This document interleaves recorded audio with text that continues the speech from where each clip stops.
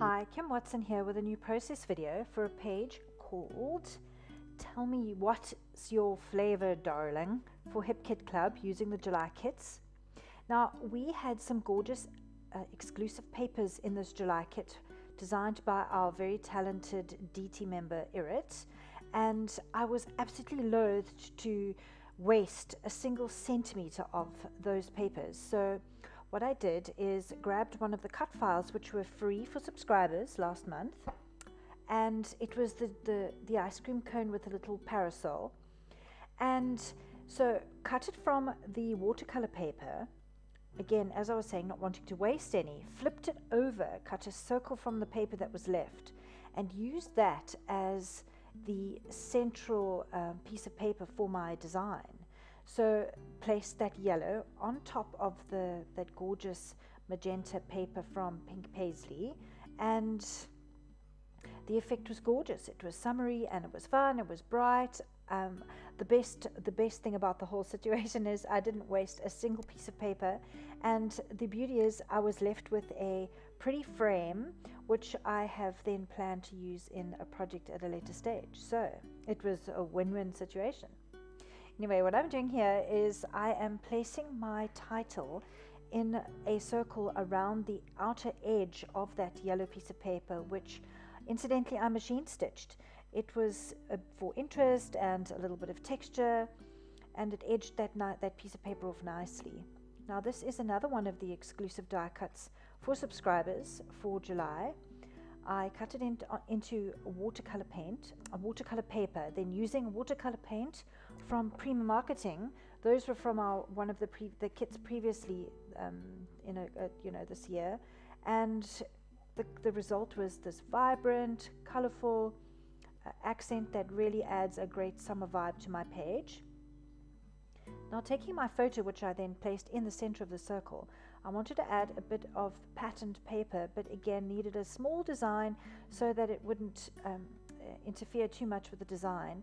So grabbed one of the exclusive PL cards which came in the Project Life kit. It's little multicolored bows, and of course with the size of the design and the multicolors, it just works so well under that photograph. What I'm doing here is just finding the plus minus positions of all the accents. Again, it is a selection of hand painted flowers from the exclusive die cuts. I layered them over the hole now that was left in the yellow paper from left from die cutting the ice cream cone, but I thought what I would do is make it actually work as part of my design. So by placing the open hibiscus flower over the hole, it looks like the pattern paper which is underneath is actually part of that magenta hibiscus flower. So it was again another win-win situation, just making the most of something. You know, it doesn't have to be absolutely perfect, it just has to visually look right, and as you can see, it actually works really well. Again, I'm just fiddling a little, pushing things around. There were so many little ice cream accents or gelato accents in this kit, I thought I would try and use as many as I possibly could. So tried some of those die cuts that were part of the Amy Tangerine ephemera pack, but they didn't really work. So focused rather on the exclusive wood veneer ice cream accents which Kimberly designed, and then of course the ice cream cone accents that I designed for the exclusive chipboard, and they really worked well together. I was trying again. I was absolutely determined to try and fit some more on, but it was just getting too busy, so opted to leave them out. If you've watched any of my previous videos, you'll know that I puzzle my layouts and my designs out first before I actually adhere them down. Just gets the balance perfect. There's something about having something maybe 2 mils to the left or the right that makes it work or either not work. Here what I'm doing is trying to place a few of the exclusive puffy sticker sentiment stickers, but some of them work, some of them didn't work. You'll notice later on in the video I actually removed some of them, but I was determined to try. The So Very Happy, being in that lovely teal color, actually worked really well on top of the magenta summer flowers, so I ended up leaving that one there. I'm flipping through the Amy Tan sticker book here, trying to find something that might work just to add to the layering. I did the same with the wood veneer, just to make sure that I had all my bases covered. Again, I was trying out some tabs and some labels, but again, they didn't really work. Then there was this lovely little speech bubble that said "Feel the vibes," and I ended up adding it to the little cluster on the right-hand side of the ice cream cone. The reason I believe it works well is because the colors are tonal, so it doesn't actually distract from the rest of the elements. It rather complements the cluster because the colors are so similar. What you'll find now, what I'm going to do is I'm going to now start adding the adhesive. I'm using little foam squares, adhesive squares from Adhesive by 3L. I've sped this part of the video up because to watch me add adhesive dots for the next 20 minutes is going to be super duper boring. So I've sped it up.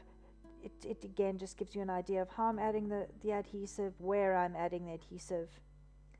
My trusty liquid glue, which I could never live without. Again, one doesn't have to cover every single element completely with adhesive. You know, a few well-placed adhesive dots or a little dollop of adhesive glue is exactly what one needs to hold it securely to the page, but it doesn't ruin the dimension.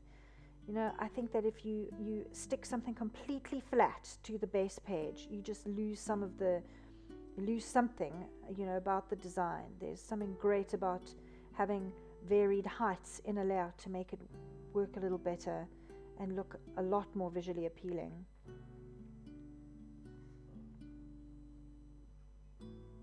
I'm doing the same thing with my accents. Some accents I've layered underneath each other, others on top of each other.